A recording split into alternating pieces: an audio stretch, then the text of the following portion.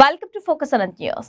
MIM అధినేత అసదుద్దీన్ ఓవైసీ చంద్రబాబుపై చేసిన తీవ్రమైన వ్యాఖ్యలను ఖండిస్తున్నట్టు అనంతపురం జిల్లా మైనార్టీ నాయకులు తూముచర్ల బాబా ఫక్రుద్దీన్ పేర్కొన్నారు.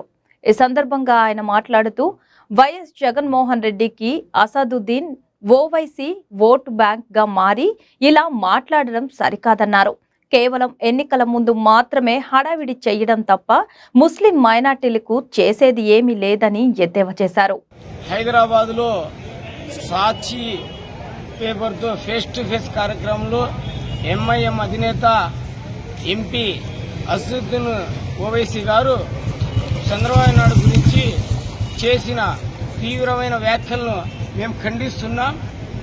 నిన్నటి దినం అసదుద్దీన్ ఓవైసీ చంద్రబాబు నాయుడు గురించి ముస్లింల ద్రోహి, దళితుల ద్రోహి అని చెప్పడాన్ని చాలా తీవ్రంగా ఖండిస్తున్నాం. మీరు హైదరాబాద్లో కూర్చొని ఈరోజు కేవలం ఎన్నికల దృష్ట్యా జగన్ గారికి ఓటు బ్యాంకు మాదిరి చేయాలని చెప్పి ఒక సంకల్పంతో మీరు మాట్లాడుతున్న ఈ పదాలని మేము తీవ్రంగా ఖండిస్తున్నాం. అసదుద్దీన్ ఓవైసీ గారు మీరు పెట్టిండేది ముస్లింల పార్టీ. మళ్ళీ ఈ ఉమ్మడి ఆంధ్రప్రదేశ్లో కానీ వేరే రాష్ట్రాల్లో కానీ ఎక్కడైనా మీ ఎంఐఎం తరఫున ముస్లిం మైనార్టీలను నాయకులుగా తయారు చేశారా? కేవలం మీరు ఎప్పుడు ఎన్నికలప్పుడు వచ్చేసి మీ పప్పం గడపడానికి మాత్రమే మీరు మాట్లాడుతున్నారు. మరి ఈరోజు దళితుల ద్రోహి అంటున్నారు. మరి ఇదే వైసీపీ గవర్నమెంట్లో డాక్టర్ సుధాకర్ గారిని కేవలం ఒక మాస్క్ అడిగినందుకు ఈ వైసీపీ ప్రభుత్వము అరెస్ట్ చేసి తనని మానసికంగా హింసించి చివరకు సుధాకర్ గారి చావు కారణం ఈ ప్రభుత్వం గురించి మీకు ఎక్కడ కనబడలేదా? ఇదే రాష్ట్రంలో మైనార్టీల మీద దౌర్జన్యాలు, మైనార్టీల భూములు లాక్కోవడము, ఒక భూములు అన్యక్రాంతం చేయడము, మైనార్టీలకు సంబంధించిన సంక్షేమ పథకాలన్నీ రద్దు చేశారు. ఇవన్నీ మీకు కనబడలేదా? కేవలం మీరు జగన్ గారితో ఏమైనా అమ్ముడుపోయే మాదిరిగా మీరు మాట్లాడుతున్న తీరుని ఒక ముస్లింగా మేము సిగ్గుపడుతున్నాము. ఇప్పటికైనా ఈ ఆంధ్రప్రదేశ్లో ముస్లిం మైనార్టీల మీద జరుగుతున్న చేసిన దౌర్జన్యాలైతేమి, దాడులైతేనేమి ఇవన్నీ మీరు తెలుసుకొని మాట్లాడితే బాగుంటుందని చెప్పేసి ఈ సందర్భంగా మీకు తెలియజేస్తూ పట్టణ గ్రామీణ ప్రాంతాల్లో కార్మిక దినోత్సవ వేడుకలు బుధవారం కార్మిక లోకం ఘనంగా నిర్వహించింది. ఇందులో భాగంగా అనంతపురం జిల్లా నార్పల మండల కేంద్రంలోని గ్రామ పంచాయతీ కార్మికులు కార్మిక దినోత్సవాన్ని ఘనంగా నిర్వహించారు. ఈ సందర్భంగా విశ్రాంత ఆర్టీసీ కండక్టర్ కేఎల్ఎన్ ప్రసాద్ మాట్లాడుతూ పారిశ్రామికరణ నేపథ్యంలో కార్మికులకు 8 గంటల పనిదినం కోసం 1886లో చికాగో నగరంలో సమావేశం ఏర్పాటు చేసుకుంటే పోలీస్ యంత్రాంగం జరిపిన కాల్పుల్లో 8 మంది కార్మికులు ప్రాణాలు కోల్పోయారని, ఆ సంఘటన ప్రపంచ వ్యాప్తంగా విస్తరించిందన్నారు. దీంతో మే 1న కార్మికుల దినోత్సవం ప్రపంచ వ్యాప్తంగా నిర్వహించాలని అంతర్జాతీయ కార్మిక సంస్థ నిర్ణయించిందని తెలిపారు. కార్యక్రమంలో పంచాయతీ కార్మికులు బాలాజీ నాయక్, శ్రీనివాసులు, కుల్లాయి స్వామి తదితరులు పాల్గొన్నారు. ప్రపంచ కార్మికుల దినోత్సవం అని ఇందు మూలముగా ఈ రెడ్ ఫ్లాగ్ సాక్షిగా మనము తెలియజేసుకుంటున్నాం. ఒకప్పుడు కార్మికుల జీవితాలు చాలా దుర్భర పరిస్థితుల్లో ఉండేటివి. అంటే ఇప్పట్లాగా 8 గంటల పని విధానము, వైద్య సౌకర్యాలు, మరి వచ్చేసి మన పిల్లలకు చదువు సౌకర్యాలు ఉండేవి కాదు. 12 గంటల నుంచి 24 గంటల వరకు మనకు పరిశ్రమల్లో పనిచేసే అవసరం అప్పుడు ఉండేదన్నమాట. అంటే చాలా ఎక్కువ గంటలు మనం పని చేయించుకునేవాళ్ళు. ఎట్లా పెత్తందారీ విధానాల్లో కార్మిక లోకం అణిచివేతకు గురవుతుందన్నమాట. దాని నుంచి ఏం జరిగింది? కార్మిక లోకంలో ఆగ్రహావేశాలతో కదం తొక్కి అమెరికాలో చికాగో అనే రాష్ట్రంలో దాని పేరు హే మార్కెట్లో కార్మికులంతా కలిసి చాలా ఉద్యమాలు నడిపినారు. ఉద్యమాలు నడిపితే దీన్ని ఓర్చుకోలేని పెట్టుబడిదారీ విధానాలు, పెట్టుబడిదారీ వీళ్ళు అణచివేతకు గురి చేసి కాల్పులు జరిపారు అన్నమాట. దీంట్లో మేడేలో కార్మికుల మీద కాల్పులు జరిపితే 9 మంది కార్మికులు వారి తూటాలకు, ఈ పెత్తందారుల తూటాలకు బలి కావడం జరిగింది. అప్పటి నుంచి ప్రపంచవ్యాప్తంగా 1886 మే 1వ తేదీ ఈ సంఘటన చికాగో సంఘటన జరిగింది. ఆ రోజు నుంచి మొత్తం ప్రపంచవ్యాప్తంగా కార్మిక లోకం ఈ పెట్టుబడిదారీ విధానం మీద ఈ అణిచివేతకు గురైన ఖండిస్తూ దీంతో 1886 నుంచి 1890 వరకు కూడా ఉద్యమాలు 4 సంవత్సరాల పాటు తీవ్రమైన ఉద్యమాలు దాని ఫలితంగానే ఈరోజు మనం 8 గంటల పని విధానము, మళ్ళీ వచ్చేసి కార్మికులకు వైద్య సదుపాయాలు, మళ్ళీ కొన్ని సౌకర్యాలు, వారి పిల్లలకు చదువుల కోసం సౌకర్యాలు ప్రభుత్వాలు కల్పించడం జరిగిందన్నమాట ప్రపంచవ్యాప్తంగా. మరి మన ఇండియాలో 1925వ సంవత్సరంలో మేడే జరుపుకోవడం ఆనవాయితీ వస్తున్నది. 1925 నుంచి దీని వెనక మన వామపక్షాల పోరాట పటిమ ఏఐటీసీ, సిఐటి ఇవన్నీ కూడా ఇండియాలో జరుపుకుంటున్నాము. ఇంకా కూడా కార్మికులకు అసంతృప్తిగానే వారి పని విధానంలో కానీ వారి కల్పించిన సౌకర్యాలు కానీ చాలా వరకు మృత్యుమవుతున్నాయి. అసంఘటిత కార్మిక లోకంలో కూడా చాలా ఇబ్బందులు ఎదుర్కొంటున్నారు. ఇంకా ఉద్యమాలు జరపాల్సిన పరిస్థితి ఎంతైనా ఉందన్నమాట. కార్మికులకు సక్రమమైన ప్రయోజనాలు, వారికి కావాల్సిన ప్రయోజనాలు లభించాలంటే కార్మికులు చేతులు కట్టుకొని కూర్చుంటే ఏమీ లాభం లేదు, పోరాడితే పోయేదేమీ లేదు, బానిస సంఖ్యల్లో తప్ప అని ఎప్పుడో శ్రీశ్రీ సెలవిచ్చాడు. మరి పోరాట పటిమతో, ఆత్మవిశ్వాసంతో, ఆత్మస్థైర్యంతో ముందుకు సాగి మరిన్ని ప్రయోజనాలు, మరిన్ని సౌకర్యాలు కార్మికులు పొందాలని ఈ వేదిక సాక్షిగా మీ అందరికీ తెలియజేసుకుంటూ ఈ అవకాశం ఇచ్చినటువంటి మీ అందరికీ కృతజ్ఞతలు తెలుపుకుంటూ అనంతపురం జిల్లా కలెక్టరేట్లోని రెవెన్యూ భవనంలో బుధవారం జిల్లాలోని అసెంబ్లీ నియోజకవర్గ స్థాయిలో ఈవీఎంల 2వ ర్యాండమైజేషన్ ప్రక్రియను ఎన్నికల్లో పోటీ చేసే అభ్యర్థులు, రాజకీయ పార్టీల ప్రతినిధుల సమక్షంలో జిల్లా కలెక్టర్, జిల్లా ఎన్నికల అధికారి డాక్టర్ వినోద్ కుమార్ తో కలిసి గుంతకల్, తాడిపత్రి, సింగనమల, అనంతపురం అసెంబ్లీ నియోజకవర్గాలకు సంబంధించిన ఎన్నికల సాధారణ పరిశీలకులు మనీష్ సింగ్, అనంతపురం పార్లమెంట్ నియోజకవర్గం, జిల్లాలోని రాయదుర్గం, ఉరవకొండ, కళ్యాణదుర్గం అసెంబ్లీ నియోజకవర్గానికి సంబంధించిన ఎన్నికల సాధారణ పరిశీలకులు సి అజయ్నాథ్ నిర్వహించారు.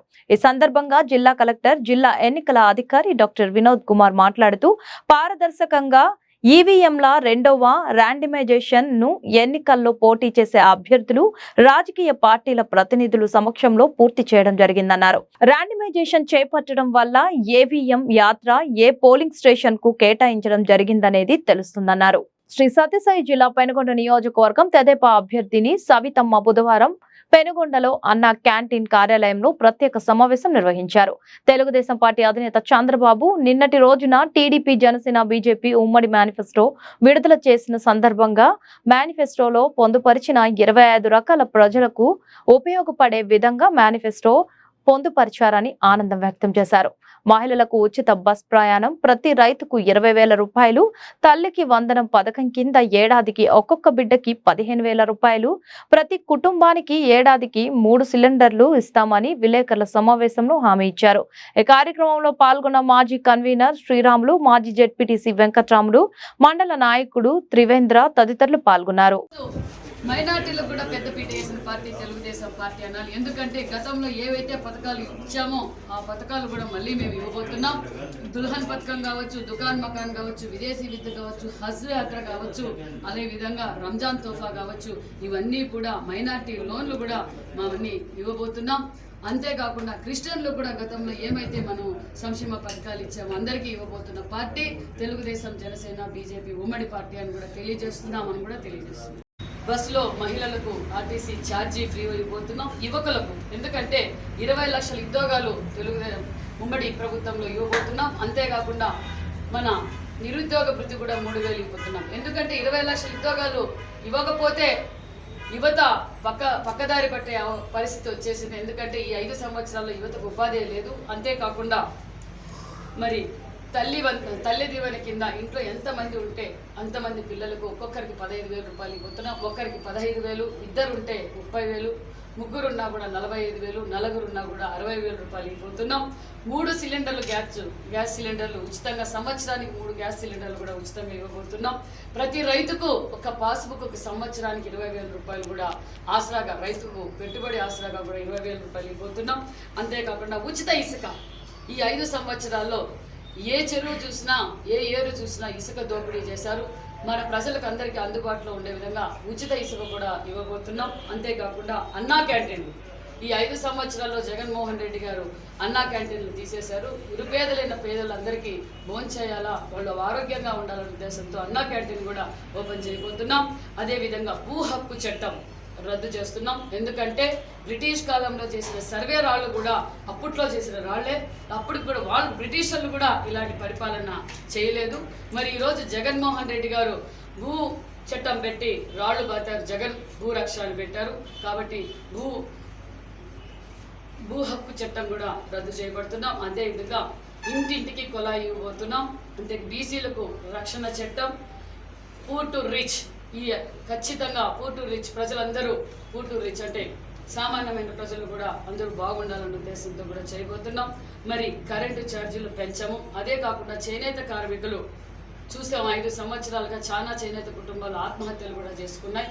అదేవిధంగా ఒక మగ్గంకు 200 యూనిట్లు కరెంటు ఉచితంగా, మరమగ్గాలకు 500 యూనిట్లు ఉచితంగా కరెంటు కూడా ఇవ్వబోతున్నాం. మరి ప్రతి పేదవాడికి 2 సెంట్లు స్థలం ఇస్తూ ఇల్లు కూడా నిర్మాణం చేయబోతున్నాం. జర్నలిస్టులకు కూడా 3 సెంట్ల స్థలం కూడా ఇవ్వబోతున్నామని తెలియజేస్తున్నాం. పెళ్లి కానుక కింద కూడా 1,00,000 రూపాయలు ఇవ్వబోతున్నాం. విదేశీ విద్య మా ప్రభుత్వంలో 14 నుంచి 19లో విదేశీ విద్య అందుకున్న చాలా మంది ఉన్నారు. కానీ ఈ 5 సంవత్సరంలో విదేశీ విద్య కూడా నిర్వీర్యం చేసిన నాయకుడు జగన్మోహన్ రెడ్డి గారు. మేము విదేశీ విద్య కూడా ఇవ్వబోతున్నాం. పండుగ కానుకలు గతంలో ఏమైతే పండుగల కానుకలు ఇచ్చామో ఇవన్నీ కూడా ఇవ్వబోతున్నామని కూడా తెలియజేస్తున్నాం. అంతేకాదు ఇప్పుడు గత 5 సంవత్సరాలుగా ఈ జగన్మోహన్ రెడ్డి అరాచక పాలనలో ప్రజలందరూ ఇబ్బంది పడుతున్నారు. నేను తెలియజేసేది ఒకటే, తెలుగుదేశం పార్టీ పుట్టినప్పటి నుంచే సంక్షేమ పథకాలు మొదలైనాయి. ఈ జగన్మోహన్ రెడ్డి గారు నవరత్నాలు చెప్పి ప్రజల దగ్గర నుంచి దోచుకొని ఈ రాష్ట్రాన్ని అప్పుల పాలు చేసిన నాయకుడు ఎవరంటే జగన్మోహన్ రెడ్డి అని తెలియజేస్తున్నాం. మేము ప్రజలు మాకు ఓటు వేయడానికి సిద్ధంగా ఉన్నారు. తెలుగుదేశం, జనసేన, బీజేపీ ప్రభుత్వం మేము ఫామ్ చేయబోతున్నామని కూడా తెలియజేస్తున్నాం. నిన్నటి వరకు ఆయన ఒక ప్రభుత్వ ఉద్యోగి, నేడు ఒక్కసారిగా రాజకీయ నేతగా మారారు. అతనే ప్రభుత్వ ఉపాధ్యాయులు నాగే నాయక్. ప్రభుత్వ ఉపాధ్యాయునిగా కొన్ని సంవత్సరాలుగా పనిచేస్తూ వస్తున్నారు. అయితే ఉపాధ్యాయ ఉద్యోగానికి రాజీనామా చేసి నేడు మేడే నాడు రాష్ట్ర మంత్రి ఉషశ్రీ చరణ్ ఆధ్వర్యంలో వైఎస్ఆర్ కాంగ్రెస్ పార్టీలో చేరారు. పార్టీలో చేరిన నాగే నాయక్ భార్య సరోజ ప్రస్తుతం గోరంట్ల మేజర్ పంచాయతీ సర్పంచ్ గా పనిచేస్తున్నారు. అయితే ఇన్ని రోజులు ప్రభుత్వ ఉద్యోగిగా ఉన్న నాగే నాయక్ ప్రభుత్వానికి వాలంటరీ రిటైర్మెంట్ కోసం దరఖాస్తు చేసుకున్నారు. ప్రభుత్వం ఆయన వినతిని స్వీకరిస్తూ ఆగస్టు 30వ తేదీ నాటికి ఆమోదించడంతో మే 1వ తేదీ నుంచి ఆయన సాధారణ వ్యక్తిగా మారి రాజకీయ రంగ ప్రవేశం చేశారు. ఈ సందర్భంగా బుధవారం గోరంట్ల మండలంలోని తన నివాసంలో మంత్రి ఉషశ్రీ చరణ్, నాగే నాయక్ మరియు ఆయన అనుచరులకు పార్టీ కండువా వేసి ఆహ్వానించారు. గోరంట్ల మండలంలో బీజేపీ పార్టీని వీడి, కాంగ్రెస్ పార్టీని వీడి, తెలుగుదేశం పార్టీని వీడి దాదాపు 100 కుటుంబాలు ఈరోజు జగన్మోహన్ రెడ్డి గారు పైన ఉన్న అపారమైన నమ్మకంతో ఈరోజు వైఎస్ఆర్సీపీ పార్టీలో చేరడం జరిగింది. వీళ్ళందరికీ కూడా పార్టీలో పేరున మీ అందరికీ కూడా హృదయపూర్వకంగా స్వాగతిస్తున్నాను. ఈరోజు పార్టీలో ఎవరైతే చేరినారో వాళ్ళందరికీ కూడా పార్టీ ఎల్లప్పుడూ కూడా మేము వాళ్ళ అండగా ఉంటాం. వాళ్ళ కష్ట సుఖాల్లో మనము అమేకంగా ఉంటూ వాళ్ళని అభివృద్ధి వైపు నడిపించే కార్యక్రమం వైఎస్ఆర్సీపీ పార్టీ తీసుకుంటుంది.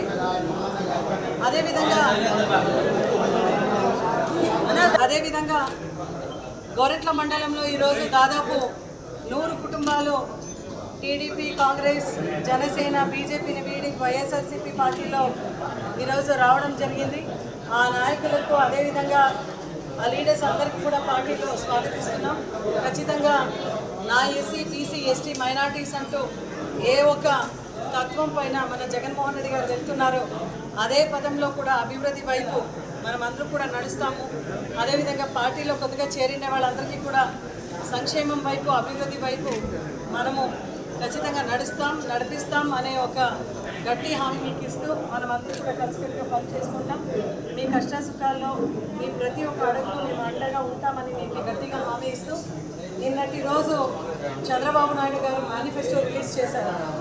ఆ మేనిఫెస్టో ఎంత ఘోరంగా ఉంది అంటే, చంద్రబాబు నాయుడు గారు, జనసేన, పవన్ కళ్యాణ్ గారు, బీజేపీ, మోడీ గారు ముగ్గురు కలిసి కూటమి ఏర్పాటు చేసుకున్నారు. కూటమి ఏర్పాటు చేసిన అనంతరం వాళ్ళు చేసే కార్యక్రమం అన్నీ మీరు చూశారు. ఆ రోజు మోడీ గారు విజయవాడ వచ్చారు, కనీసం చంద్రబాబు నాయుడుని గెలిపించండి అని కూడా అడగలేదు. నిన్న కూడా మోడీ గారు ఫోటో లేకుండా మేనిఫెస్టోని రిలీజ్ చేశారు. అంటే మోడీ గారు ఫోన్ చేసి, అయ్యా చంద్రబాబు నాయుడు గారు, నువ్వు ఏ నోరుతో తప్పుడు హామీలన్నీ ఇస్తున్నావో ఆ తప్పుడు హామీకు నీ జవాబుదారీ కాదు, దయచేసి బీజేపీ పార్టీ మీ మేనిఫెస్టోకు దూరంగా ఉంటామని చెప్పేసి నిన్న కనీసం మోదీ గారి ఫోటో కూడా పెట్టలేదు. మీరందరూ కూడా చూసింటారు. మళ్ళా వీళ్ళ కూటమినే వాళ్ళకు ప్రమాదం. బీజేపీతో జతగట్టినారు కాబట్టి మైనారిటీస్ 4% రిజర్వేషన్ తీస్తున్నారని చెప్పినారు కాబట్టి ఈరోజు మైనారిటీస్ అందరూ కూడా జగన్మోహన్ రెడ్డి వెనకాల ఉన్నారు. అదేవిధంగా కూటమిలో రిలీజ్ చేసిన మేనిఫెస్టోలో అక్కడ కనీసం పురంధేశ్వరి కూడా లేదు, మోడీ గారి ఫోటో కూడా లేదు. అంటే ఈ కూటమి ఎక్కడికి వెళ్తా ఉంది? ఏ నోరుతో చంద్రబాబు నాయుడు గారు మేనిఫెస్టో చెప్పినాడు, 100% అదే నోరుతో తప్పుడు మాటలు చెప్తాడని రాష్ట్ర ప్రజలకు తెలిసింది, అక్కడ మోదీ గారికి కూడా తెలిసింది. కాబట్టి ఆయన ఫోటో వద్దు అని అల్టిమేటం జారీ చేసినారనేది కూడా నేను చూసినాను.